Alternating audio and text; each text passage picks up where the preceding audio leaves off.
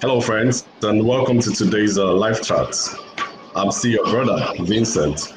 Like I announced earlier, today we're going to be talking with a popular lawyer in Abia State, in Abia State, in the person of a barrister Emperor Ogbonna, who's an activist and a popular lawyer in Abia State. Like I mentioned earlier, this lawyer has been incarcerated by the state government in the past, and he activated a lot of people, a lot of contacts, people looking around, campaigning for his freedom until eventually he got freed. But before we go into today's issues, because he's going to be looking at the state of affairs in Abia State, governance, politics, infrastructure, insecurity, and many other national issues. Let's welcome him first to the program. You're welcome, Barrister Emperor Ogbonna. Thank you very much, Vincent. You're welcome. Okay, but before we go ahead, let's hear from the promoter, the sponsors of this today's program. Then we go ahead and talk about the things we have to talk about today. Cargo What Logistics.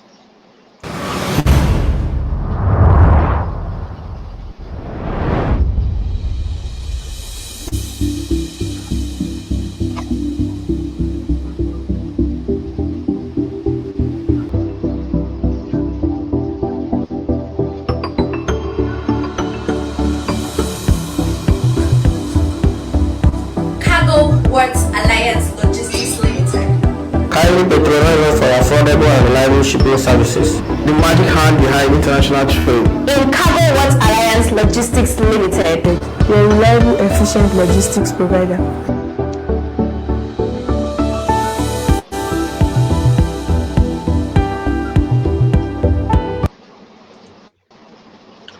You're warmly welcome back to the program. And like I said, we have a barrister, Emperor Ogbonna, in the studio. Barrister, let me start with the state of affairs in Abia State, the infrastructure. People have been complaining about the Osisioma flyover, which has taken so many years and is still not being completed. What exactly is going on? What is the issue? What challenge do you think the government is having with completing that project? Well, the truth is that, first of all, the government have not been very open. The government have not come clean to tell the people the reason why that project is taking almost 6 years or so. People keep speculating, and that is a big problem. In advanced democracies, governments are built on transparency. And I'm aware that there is a freedom of information bill in Nigeria that gives citizens the right to find out what is happening. But unfortunately, in Abia State, it appears that so many things are shrouded in secrecy. Right now, nobody actually nobody can actually tell you the reason why that bridge is not yet completed. But people can only speculate. To me, I passed through that bridge last week. When I was passing there, I discovered that what was actually remaining was for the government to tar that place. That's the main thing there. And the question is, why are they not tarring it? Is it that the bridge is substandard, or is it that it cannot carry weight, or what? I don't understand. So the truth about it is that passing through that place, it appears that as if the thing is almost completed. But to complete it, no way. That's the problem. So the government is not coming out clean. We only shout on social media, we only shout on television and on newspapers asking the government, what is happening? This is only one bridge that you are constructing. Some of us never wanted that bridge there. I am of the humble opinion that that bridge should have been at Obohe, because if you see the traffic that happens at Waterside, when you are passing from Ayudele, that's what they call Ayudele, from Park, and you are going up. That is where we felt that the bridge should have been. But the governor, in his wisdom, and the government in their wisdom, decided to put the bridge where it is. Now, this is 6 years. The bridge is not yet completed. We have so many states around us that have built 13 bridges. We have what I call River State. We have Ebonyi State. But this one bridge, it is taking the government years to build. So the government is shrouding the secrecy. I cannot tell you the reason why they have not completed it. I'm surprised that up to now it has not been completed. Could it be it's because the government is trying to maybe save money by using a contractor that does not have the necessary equipment to hasten the service or the construction of that bridge? Well, people are only speculating. That's the truth about it. People are speculating about it because that bridge is not in Nigeria. We have Arab contractors, we have Julius Berger, and we have few other notable companies. But I'm very, very sure that the company that is building that bridge, I have not heard about the name before. So maybe they have not paid them. That's the problem. There's no name. That's just the problem we're having right now. Nothing. Yes. No signpost, no nothing. The question is it being constructed by the Ministry of Works themselves, which I doubt? There must be a contractor. But the contractor does not put any sign there to know the country. Is it Cetraco? Is it Cetraco? Is it Arab contractors? Is it Julius Berger? These are three big companies we know. So you see that, as I said earlier, things in Abia State are being shown in this. I'm aware of that this contractor in Abia State called Tunnel End. That tunnel end, sometimes they put a sign when on the road they construct. But if you go to that place, you will not see any sign from Tunnel End or anybody. So the question is, which contractor is doing that flyover? People are now calling it the Osisioma Center Table because it's lasting too long, and people are not saying since vehicles cannot drive in there, let's go there to eat now. Let's go there to bring our food and sit down and use it as the dining table you use in your house. So that's what the problem is. Yeah. It's actually funny, but indeed, it's not a funny thing because many people have been waiting, and it's been causing a lot of traffic jam around that area. Now, let's look at the road networks around Abia State. The governor has got maybe barely 2 years, to complete his 8-year tenure. And most roads around Abia State, we have seen that some roads like Fox Road, which other one now, around the newly commissioned road around Maywaton, these roads seem to have gone back to their bad shapes. What are the people saying? What's the general feeling out there, considering that the government have over time, done and redone these roads without success?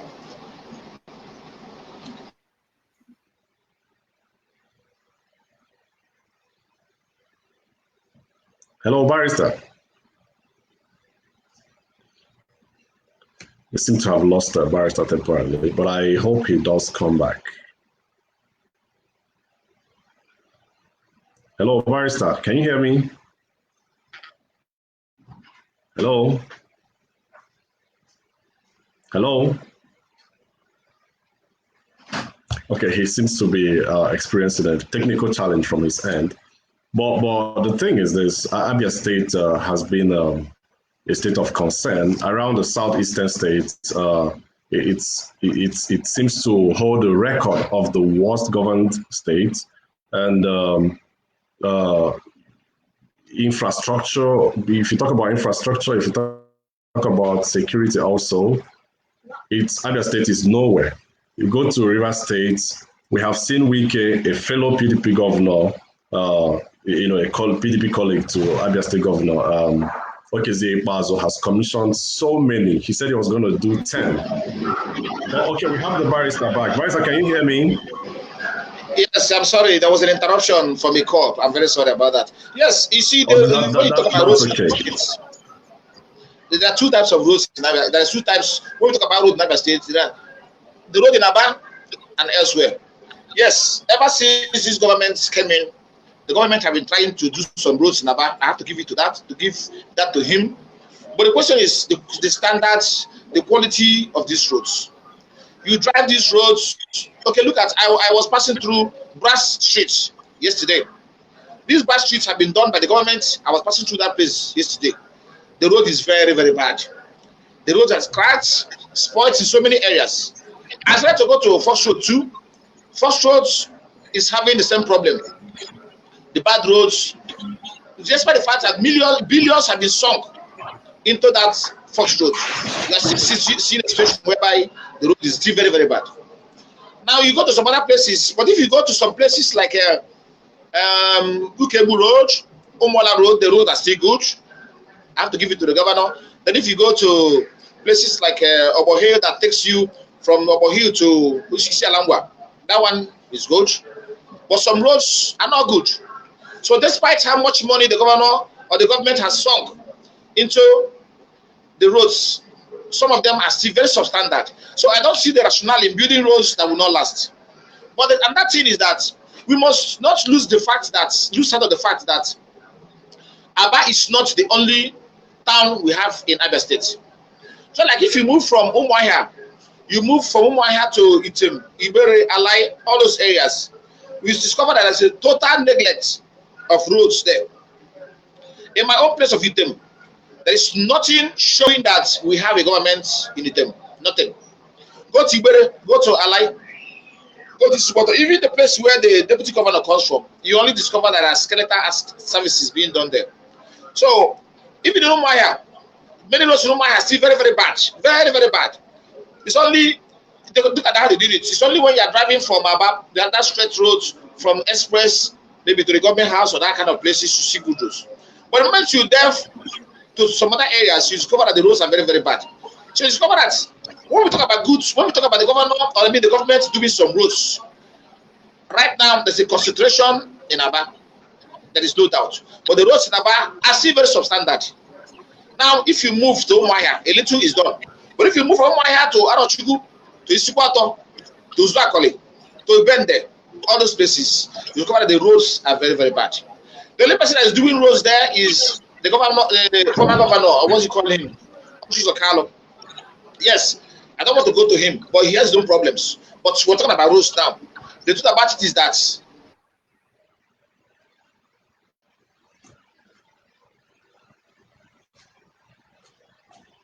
we lost the barrister again. But before we lost him, I'm sure he will come back. Maybe he has a technical challenge there. He was giving credit to the senator representing his area, Senator Okezie Ikpeazu. Hello, barrister. Can you hear me?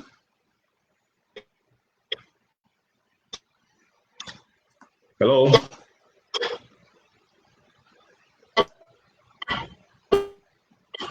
Oh, this is crazy. Network challenge. I'm sure he will come back. The barrister will come back. The barrister was giving credit to his senator, Senator Okezie Ikpeazu. I didn't know senators could actually muster, courage and strength to, do the roads in their areas. We have seen many senators around Abia State, some legislators at the National Assembly. Quite a few of them are able to do roads in their areas of coverage. It's quite sad. We were talking about also the number of roads that the neighboring governors in Rivers State and Ebonyi State. Okay, we have the barrister back. Barrister, could you please continue? Can you hear me now? Yes. So as if you look at back to that side, you discover that there is nothing showing that we have a government in Abia State. So Aba is not the only town in Abia State. And even in Aba, we are still having roads that are very, very substandard. So what I'm actually saying is that I don't see a pass mark anywhere when it comes to roads concern under this present government. Yes, that's my own assessment. I remember sometime there's a barrister, a lawyer, Libros Oshoma, made a viral video that called out the government of Abia State on road construction, on infrastructural, challenges around the state. And after the guy made a visit to Abia State, we never had any, follow-up, any other thing from the lawyer, even though the state seemed to have responded by doing some roads. But it seems the roads that the governor did also have broken down again under these rains. I wonder what's going on. Maybe sometime we'll get the government people to respond to that, to tell us the challenge But could it be a challenge of salty rain, like acidic rain, like the former governor of Imo State alleged during his time? Hello, Barrister. Barrister seems to be having a challenge. Well, this is a personal opinion. I'm actually thinking maybe Abia State is also suffering what former Governor Rochas Okorocha of Imo State mentioned the other time, his excuse for the collapsed roads in Imo State. Hello, Barrister, can you hear me now? Yes, I was telling you that that barrister you're talking about is Barrister Libero Oshoma. He made some statements about the state of roads in Abia State. Yes. And they brought him. The governor, he took some picture with the governor, as that time he has not been talking. Well, I don't know what happened that made him to stop talking. But the truth about it is that there is no improvement yet. You see, I was with some people, some of my relations, pensioners are still being owed salaries in Abia State, not only the roads. We also have teachers being owed several months salaries. Some of them are owed up to 1 year salary. We have teachers, secondary school teachers have been owed a lot of money in Abia State. You also have School of Health Technology and all this Abia Poly and the University of. Okay, I was discussing with the lecturer from ABSU. He was telling me how many months salary they were owing him. Now, these laborers talked about all these salaries being owed, and up to now, there's no improvement. Now, the government said that they are going to fix the road that connected Abai to what do you call it, to teaching hospital. Now, I was there that day. That road is still bad. Nothing yet has been done.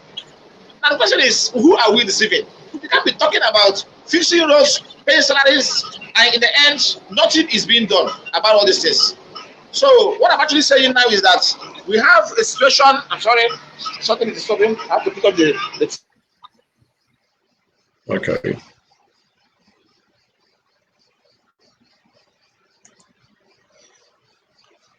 Well, the barrister has a lot to say. Let me acknowledge Samuel Opera, a viewer here, who is also saying that the governor seems to have done better than his predecessors. If you're talking about his predecessors, you talk about Odjus of Carlo, who's a senator today, and T.A. Odji, who is also a senator at the National Assembly. Sam believes that this current governor has gone better. Hello, Barrister, can you hear me? Yes, I can. Okay, we have a viewer here, a viewer who's saying that this governor has done better, a lot better than his predecessors. Do you agree with him? That is a very big lie. That's a very, very big lie. He has only done better than Chief T.O.G. The government of T.O.G. was an apology for Abia State. That government, I don't want to say something that is not good, but the government of T.O.G. was a very big apology. But when it comes to the other one, the former government before T.O.G., he didn't do better than that. So telling us that this governor has done better than every governor is not true. I remember when the governor T.O.G. was here, the president called him an action governor. The roads were attacked. The roads from Umuahia to Ibere were all attacked. In my own village, we had that roads. In Aba here, Jubilee roads, all these roads inside town were all attacked. Even around the street. Around the street was that. But that road, something was done there. Now, telling me that this governor has done better than other governors is not true. It's not true. The person speaking, saying that thing, maybe in Aba, but even in Aba, it is not true. And Abia State does not end in Aba. Abia North is a part of Abia State. Abia Central is a part of Abia State. Isialawa is a part of Abia State. Umunechi is a part.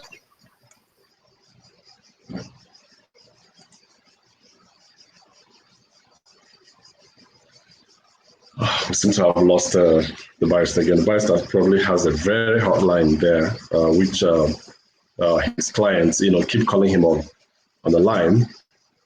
But he has a strong argument then when he says this governor, he disagreed with viewer Sam Opera. Hello, barrister, are you there? Yes. Hello. I'm listening. Okay. Yes. So it is not true to say that this government have done better than other government. It's not true. In what area? Okay, let's talk. I don't want to.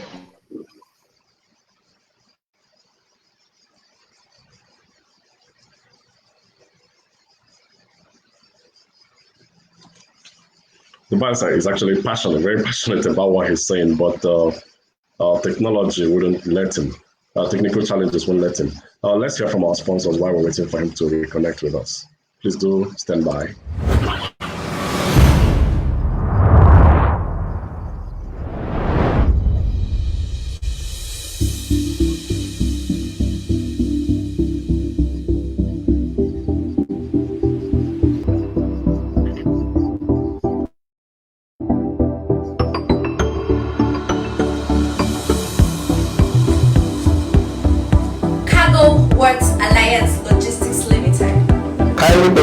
For affordable and reliable shipping services. The magic hand behind international trade. In Cargo Works Alliance Logistics Limited, your reliable, efficient logistics provider.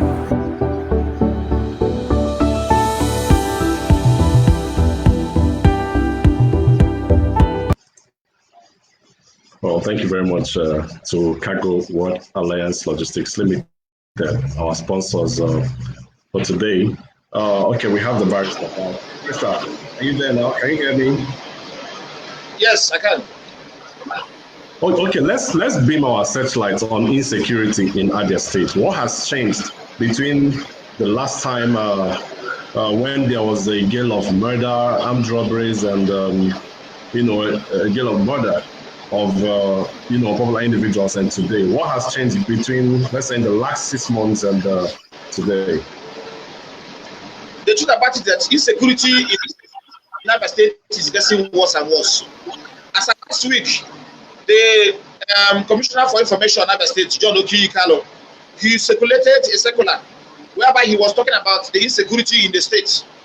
He said that he is aware that the government is aware that there is high insecurity and that the government will deal with it. Now, there is this young called Ogbonna. This man is from Abia. This man was murdered on Friday. The whole have heard about it. This young man was doing very, very well. I think he has a house inside town. He lives in a hill. I don't know those that killed him. They murdered him. There is another young man called Edu. This same guy was also murdered by kidnappers. Kidnappers also, I don't know what it is, but the story is circulating all around the whole town. 2 people. My friend called me. My client had a case 2 days ago. I called him to bring transport for us to go to court. He told me that he had run away from Abba. That he had run away, that his family, that they are relocating to somewhere else.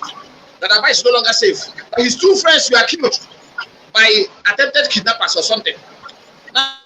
And this one I'm telling you, it's not a rumor. Everybody in Abba knows the death of these 2 men, Ogbonna and Edu.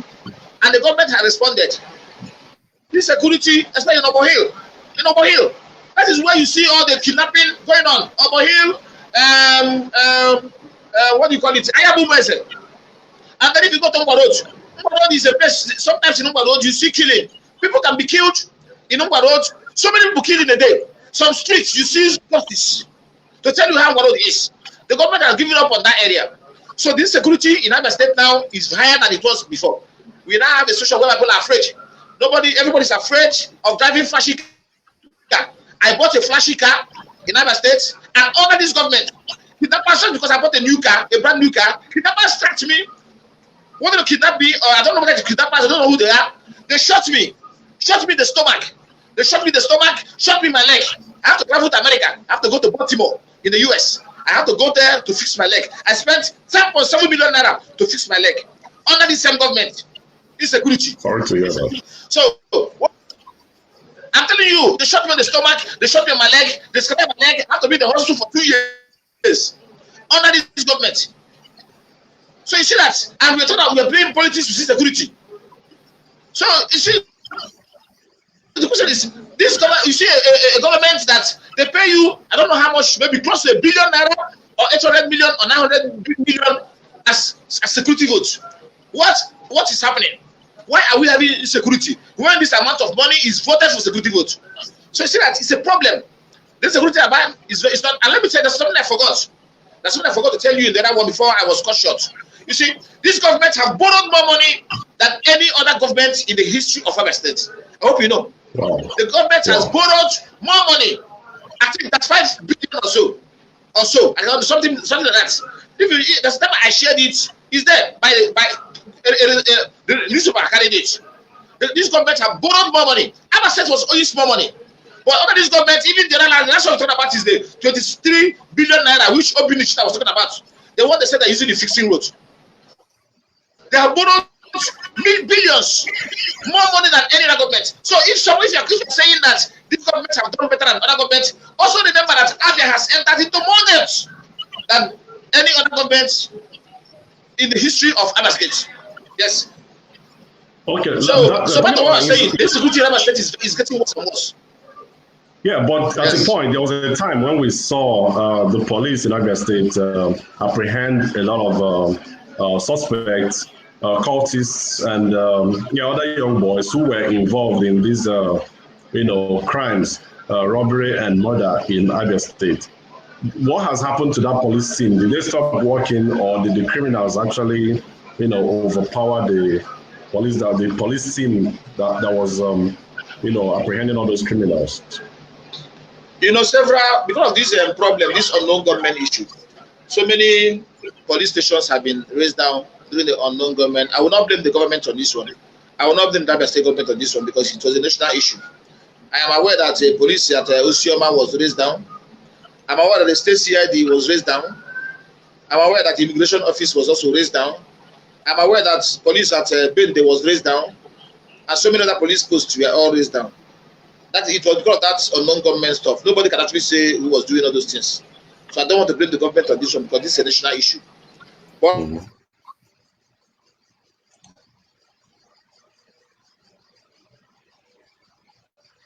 Hello?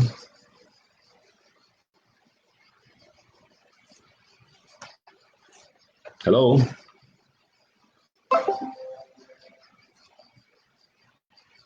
We seem to have lost the barrister again. The barrister is smoking as usual, but we have lost him. I hope we get him back. Yes. Okay, can you hear me now, barrister? Yes, so the Okay. States, you tell a policeman that to go and make an arrest. The policeman would tell you that he can't go alone. So that they will tell you that they will not go because of the way people have been attacking them. These policemen are also human beings. They also have families. Nobody wants to die. But that's the truth about the whole situation. But insecurity in Abia State is high, and the police they are still doing their best. But you know that police is police now. The corruption in the police will not allow them to really work much. You see the kind of story they are talking about, this issue of Abba Kyari, the amount of money, the amount of stories we are hearing, the kind of stories we hear about Abba Kyari's issue. So the police, they have their own problem of corruption. They have their own police of their own problem of infrastructure, not infrastructure, equipment, and other things. But nevertheless, equipment and all that security. Before we get to Abba Kyari, I would like to get a piece of your mind on Abba Kyari, which is actually trending right now. But before we get to Abba Kyari, let's look at political realignment in Abia State against 2023. I've noticed we see in the news different groups and different parts of Abia State with the different groups coming together to, plan against 2023. What exactly is going on? Who are the people who are, being looked upon to take over from Governor Okezie Ikpeazu come 2023? Well, right now, it appears that the governor is keeping who he's supporting to himself. But nevertheless, there have been some politicking. One, I have to be honest to you on this area, and I will not be partisan. The truth about it is that the first Abia North had the governor's slot. After that, you had the Abia Central. And from there, you now had the Abia South. If you look at it holistically, every slot, every geopolitical zone, or every senatorial zone in Abia State has enjoyed the governorship. Now, there is no rule that says that it must start from Abia North.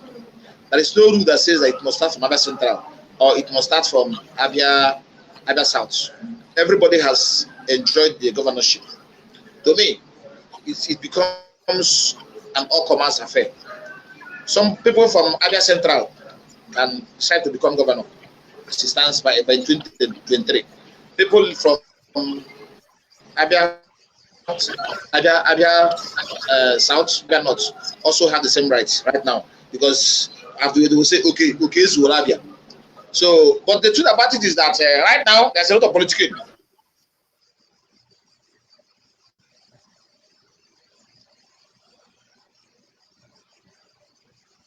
Are you there, barrister? We've lost the barrister again.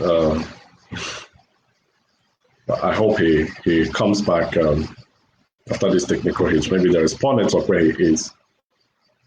He was actually bringing us to speed about political realignment in Abia State and how zoning is going to play a role in 2023 in the selection of the next Abia State governor. I hope the barrister comes back so we can justice to this. I also expect him to talk about Nnamdi Kanu's trial and Sunday Moho's trial against Abba Kyari's indictment by the Federal Bureau of Investigation of United States. Barrister, let's see. Yes. So I was saying that if you look at Mundato, they call it Mundato. Those from Isialangwa South, Isialangwa North, and then Osioma. Yeah, they said that the Umunni Ato, Isialangwa South, that they have not tested the governorship. So they are now saying that George, who's from Umaya, enjoyed it. Right now, it's now their own turn to now become the governor. Then you see those from Old Bende.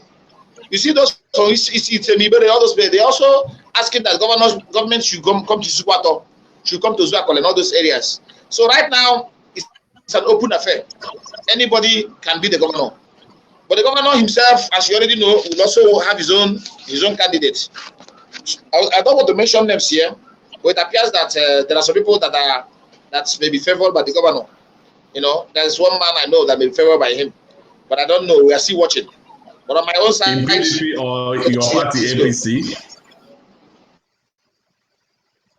is the person in PDP or in your party APC?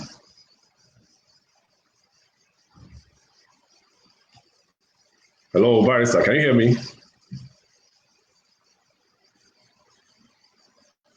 This is a serious thing for the barrister. Hello, barrister, can you hear me? Actually, the barrister was on to something very important there. He was talking about a favored candidate of the governor, even though he didn't want to mention his name. I hope he does mention the name when he comes back. But I was trying to find out if the person he's talking about is actually in APC, the party which Barrister Empel belongs, or the governor's party, PDP. I know that there are such individuals. There is an individual maybe in Abia State. Okay.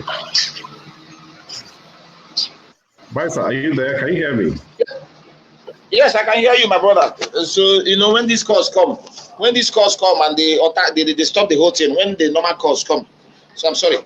So I was telling you, I was telling you that when you come to the name of the person, the governor's favorite candidate come 2023.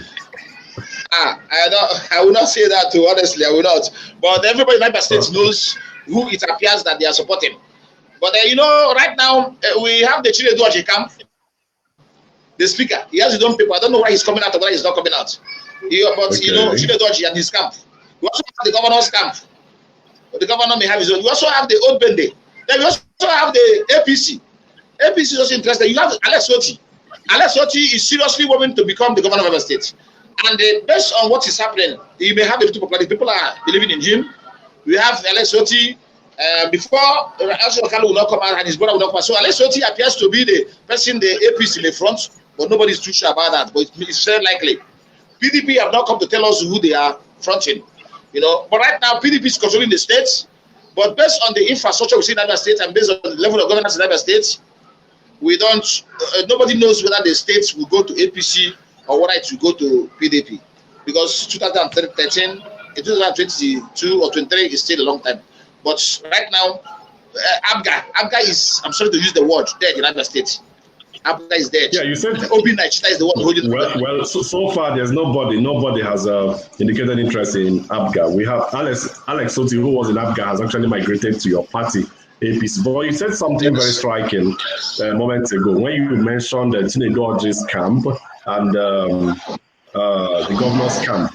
Is there a friction between the governor and the speaker as we speak? Well, right now they are still working together. But so once in a while, we hear some people from the governor's camp talking about governorship. We also hear some people from the speaker's camp talking about governorship.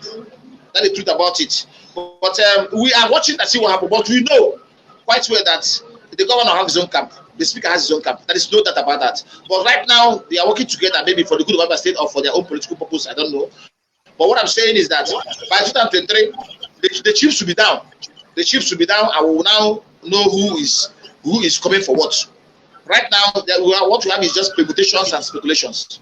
But I know that Alesoti will come from APC. I know about that. That one is very sure. And most of my guys are actually looking for a change. We are seeing the same lineup from the governor, from TOG, I mean, from Okezie Carlo to TOG to Okezie Ikpeazu, the same lineup, the same father-son, all those things. Now, people want to have a change. Let's talk about your party, the APC in Abia State. I know that there are many big wigs in that party. There is Ojus of Carlo, there is Uche Oga, there is Alex Oti now, and there is, I think, Nyerere Ayim, the former candidate, the man who used to fly the gubernatorial ticket, flag before the big wigs came out to the party. Now, how do we, knowing that Kano's younger brother, Mascot, might want to contest too, and knowing what happened in the last elections, House of Reps elections in APC, knowing that party, during that time, there were lots of members of that party that did not, find it funny the way Mascot, younger brother to Ojus Okalo, emerged as a candidate. Don't you think the same thing will play out in 2023 when maybe Kano will want to project Mascot again against Alex Oti's ambition? No. Mascot will never run for Abia State governorship. Take it from me. Mascot is my personal friend. He's my personal friend, okay. And I know him during the campaign. I was with him. I even followed him during the campaign. He even told me that if he wins and the other guy goes to court, that I will handle his cases in court. Mascot will not run for governorship. It's not possible. There is no way you will see Ojus Okalo's family being the governor for 8 years. And when he comes back to Abia North again, his younger brother, nobody, you don't need to be a politician to know that thing will not fly. But we saw it happen. Well, Kano in the Senate. Can you hear me? I can. Yes, we saw it during the rerun of during the House of Reps rerun after the demise of OC Prestige. Mascot emerged as the member who's going to represent the party at the House of Reps, while the elder brother represents is at the Senate. That actually didn't go down well with a lot of people. What exactly played out during that period? Well, what happened was that there was an ethnic card. The Upa people played the ethnic card there. They reminded about when Ojus Okalo's brother, Nana, Ojus Okalo was a House of Rep member, and he didn't do very well. Not even he didn't do very well. He didn't do well at all. So, and also, the Upa people felt that it was their own time to also get there. It's a very big man. A hero though. OC Prestige was another man. Not only that, the governor took the battle himself personally. The governor took that election very, very serious. He went around campaigning, asking people to vote. He thought that he's doing that as an approval rating for him. So, and also the APC also took it personal too. But you know that fielding Mascot was not a very good option for APC. Yes, because Ojus Okalo was the Senate, Ojus Okalo was the governor, and see his brother, and his brother has been Nana, is a member of the House, and see and that brother coming here to become another House of Rep member. So many people do not like that idea. Many people do not like the idea of what do you call it, mascots getting in. So the same backfired. Although the APC was also talking about election rigging, but since they didn't go to court on that issue now, then that means that they've accepted it. So, but I know that nobody will make that mistake again. Nobody will ever make that mistake again. It will not happen again. Mascot will run election, but I'm assuring you that he will not go for one governorship. We have Alex Oti there. We also have Uchoga. Maybe there are two people that we're talking about, but not Mascot. Mascot is a nice guy, but I know he will not. He will not. Okay, let's leave Abia State now and go to the federal. Let's look at Nnamdi Kanu's abduction and trial against Sunday Igboho. These are people who are leading self-determination groups in their respective geopolitical zones. Nnamdi Kanu of the southeast, Sunday Igboho in the southwest. Now, what do you think these guys will get a fair trial in the hands of the government? And two, why do you think the federal government is actually focusing on these guys when the north is being ravaged by insecurity? Well, if you look at the way Nigeria is structured, the bulk of the money of the country comes from the south. Oil comes from the south. And oil is the mainstay of the economy of Nigeria. Now, the north knows that if the south breaks away, the north will turn to Afghanistan and Pakistan. That's the truth. That is the truth. So the north knows that the only way they can maintain development in the north is by having the south be a part of it. Now the south also has some investments in the north, which the south may not want to lose. You know, and also if you look at the way Nigeria is structured, food comes from the north. There are so many things. Trade comes from the south. So somehow the country has learned how to live together. Now the Kalu is coming, asking for self-determination. Sunday Igboho is coming, asking for self-determination. The federal government is saying no. Actually, I was with the DSS for 5 months. And when people say that the federal government is protecting the Fulani herdsmen, the truth is that it's not true. It is not true. I'm speaking my mind. I'm telling you the truth. When we are in the DSS cell, the DSS detention center, we had more Fulani herdsmen in detention than ordinary Nigerians. If there are 100 people in detention in DSS, 90 of them are Fulanis.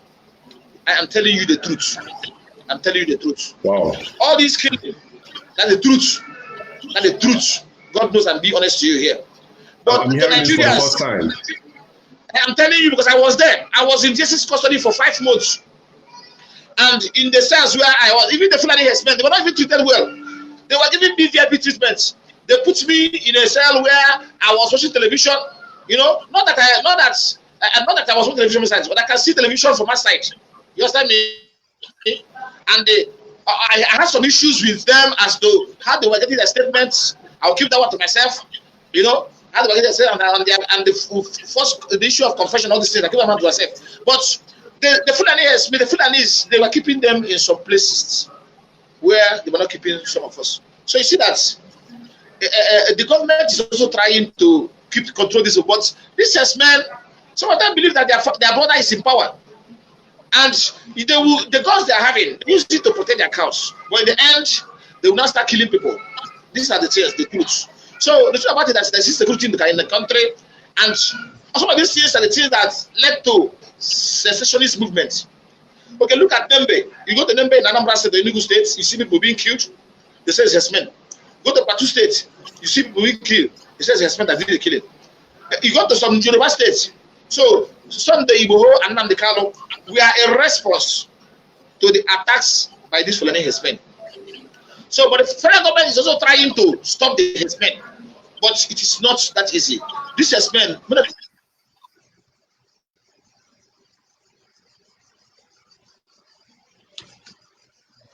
We have lost the barrister again. Yes. So some of it is that this security is a problem in Nigeria. And Nnamdi Kanu, the question you asked me as whether they will get fair trial.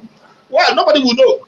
Right now, the case is before Justice Binta Nyako, and they're accusing her that her husband is also a Fulani. I don't know whether that is true or whether it is not true.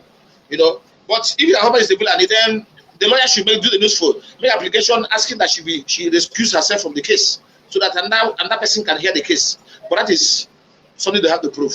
But as to fair trial, one good thing about Nigeria is that if you don't get a fair trial in the lower courts, you go to the higher courts, you can get it appeal court or Supreme Court. But the truth about it is that the other day there was appointment of members of the court appeal, and some people went to court alleging that more northerners were in the court of appeal than southerners. So you see that the question is, would you get a fair trial? Would you get a fair appeal even if you go on appeal when the court is peopled by more of northerners than southerners? We are watching, but we are living in strange time. But let me tell you something. Tomorrow, Buhari will not be there the next 2 years. After 2 years, this also high expect 29th of May 2023, he will hand over. I'm telling you that the way I see this country, after 29th of May, there will be national reconciliation, because right now the country is divided in such a very high extent. The other day, another group went to court asking the Federal High Court to make an order that the Igbos should go. The other day, some northerners went and did a protest asking the federal government to allow the Igbos to go. The Yorubas are saying they want to go. The Igbos are saying they want to go. The South are saying they want to go. Right now, everybody is angry with Nigeria. If the country survives from now to 29th April, the new person who comes in will set up a Truth and Reconciliation Committee to reconcile the country. I'm assuring you that people like Nnamdi Kanu may be released at time. People like Sunday Igboho may be released. And some other activists who are in prison may also be released, because the country will want to heal. So, mark what I'm telling you today. That is like the country is bastardized and balkanized right now because of the way the country is being run. Thank you very much. Thank you very much, Barrister. I'm sure you've been following the indictment, the news about Abba Kyari, our Super Cop, the former Super Cop in Nigerian police. His indictment by the FBI, and of course the further revelations that have trailed the news since it broke. Now, do you think Abba Kyari would eventually be extradited to the US, or would it be handled the normal Nigerian way? No, Abba Kyari is not good anywhere. I'm telling you, it's not good anywhere. The government will play politics. This is not the first time it's happening. The government will play politics, and the thing will just die. A time will come when nobody will talk about it. Look at the issue of Kemi Adoshi. Kemi Adoshi, who was alleged to have forged certificates. Before you know it, she resigned, and before you know it, she was removed from Nigeria. Nobody prosecuted her for presenting a forged certificate of NYSC. The government protected her. The government has been cleared by the courts. No. She was not cleared. She was not. You don't know what happened. What the court did was to say that you don't need NYSC to be a minister of finance. You don't need NYSC to be a governor. Now, what the court said, the court did not clear her on the criminal allegation of presenting a false certificate for her to get into that position. I don't know whether you understand the difference. Do you? I understand now, yeah. What the issue was, do you need NYSC certificate to be a governor, to be a senator, to be a public office holder? The court said, no, you only need to be a civil servant. We don't need to be a public servant. But the issue of Kemi was that she presented a false certificate for her to be cleared by the National Assembly to be a minister. And that was why she resigned. She didn't resign because she was not qualified to be a minister. No, she could have entered to be a minister. At that point, everybody thought that before you can be a minister, you need certificate of NYSC. So, but on that, she now got a first one. Okay, but in Kemi's case, in Kemi Adoshi's case, it was a case that originated from Nigeria. How about Abba Kyari's case that originated from the US, and it's actually at the prompting of the FBI, and so far the government has shown a willingness to prosecute him by actually suspending him from the police. Don't you think they could go further to extradite him to the US after observing all the due process? Can you hear me, Barrister? Hello? Hello? Yes, I don't know, the network is bad. In this case, no, it did not originate from Nigeria. But let me tell you something, Nigeria, we are in Nigeria. Abia Kyari has the back of people that matters in Nigeria. One, he's from Borno State. Two, he's a Fulani. His tribesmen are in power. Three, he is in the good book of the government. Four, some people believe in him. Some people think that it's a south. It's a persecution, southern persecution. Not issue. Yes. Some people tell you that the Igbo stood behind Nnamdi Kanu. The Yoruba stood behind Igbo. That why wouldn't the South, the North stand behind Abba Kyari? And right now, I know he's passing through in the police, but I'm assuring you that nothing will come out of what this is. This is not Nigeria. This is Nigeria now. Some mass of the team will just die. Man, watch it. Nobody will extradite him anywhere. The team will just. No, we keep watching. Let's go back to some of the things you have. Can you hear me, Barrister?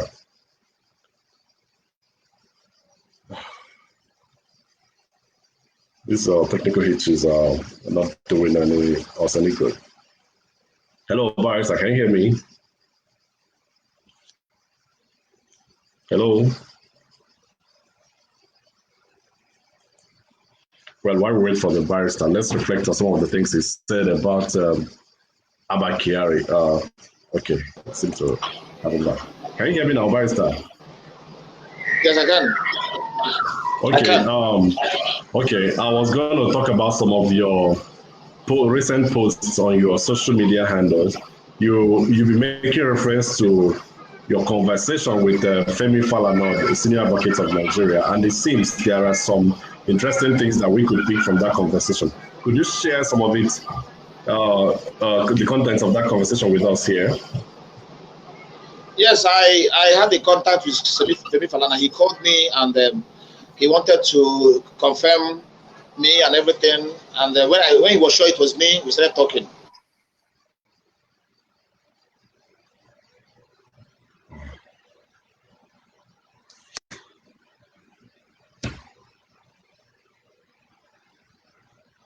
No, it seems the Barrister keeps having calls. It seems he's talking to us with his mobile phone and his business phone, and these calls keep coming in to throw off our communication. But I hope he ends that call and returns to finish this important thing, this very interesting aspect of this conversation that he's talking about. Because I see from his social media handles that he's been making posts about his conversation with Femi Falana, the celebrated human rights activist lawyer and senior advocate of Nigeria based in Lagos. It seems there's something very important that he wants to tell us here. I hope he comes back to conclude that. Meanwhile, you can feel free to drop your comments. If you have any comments, if you have any contribution to make or any question to ask the Barrister, please do feel free to drop it in the comment section and we will take it up to ask him. And that's only before we go. But before we go now, let's hear one more time from our sponsors, Cargo World Alliance Logistics.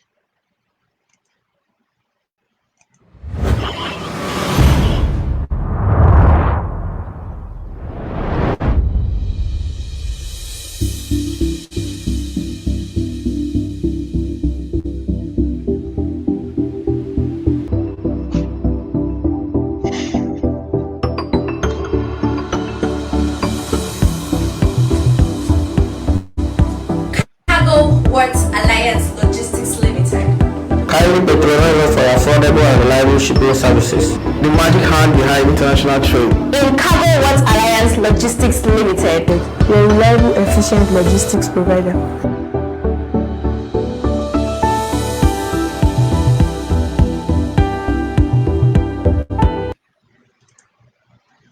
You're welcome back to the program. We're here to have the Barrister back to the program. The technical hitch he's having there seems to have gotten more serious than what we've been experiencing. And it is on this note that we'll be wrapping closing the program for today. I'm sure we'll have the Barrister here again to address some of these issues that he could not conclude here, especially this aspect of his conversation with Femi Falana, senior advocate of Nigeria. But until then, we will let you know. Do stay safe and take care of yourself. Thanks for joining us. Bye for now.